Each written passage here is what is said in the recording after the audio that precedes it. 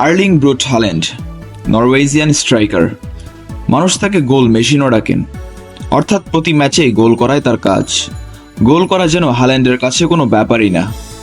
Club বা জাতীয় দল যেখানেই খেলুক না কেন, গোল করেই যেন তিনি সবসময় পৈশাচিক আনন্দ পান।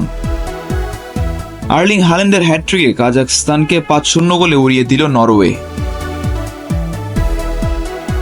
গ্রুপ পর্বের শেষ রাউন্ডে বি লিগের 3 নম্বর গ্রুপের সেরা হয়ে এ লিগে উঠেছে তারা। 6 ম্যাচ খেলে 4টিতে জয় ও 1টিতে ড্র করেছে নরওয়ে। 8 পয়েন্ট নিয়ে তলানিতে থাকা কাজাখস্তানের পয়েন্ট 1।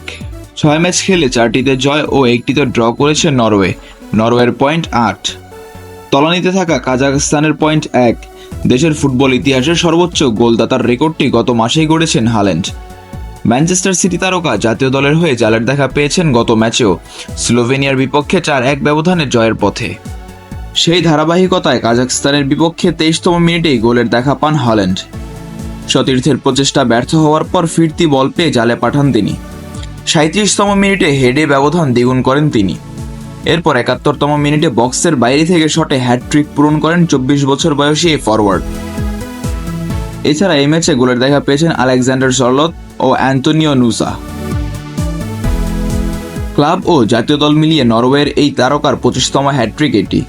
তার মধ্যে 4টি হ্যাটট্রিক তিনি করেছেন দেশের জার্সি গায়ে। সবচেয়ে 11টি হ্যাটট্রিক তিনি করেছেন ম্যানচেস্টার সিটির হয়ে। সালসবার্গের হয়ে 5টি, বরুশিয়ার হয়ে 4টি ও মোল্ডার হয়ে করেছেন 1টি হ্যাটট্রিক। জাতীয় দলের হয়ে 39 ম্যাচে হাল্যান্ডের গোল মোট 38টি। এবারে নেশনস লিগ এখন পর্যন্ত 7 গোল করে শীর্ষে আছেন ম্যানচেস্টার সিটির এই তারকা। চলতি মৌসুমে এখন পর্যন্ত ক্লাব ও আন্তর্জাতিক ফুটবল মিলিয়ে 3টি হ্যাটট্রিকে মোট 22 গোল করেছেন তিনি।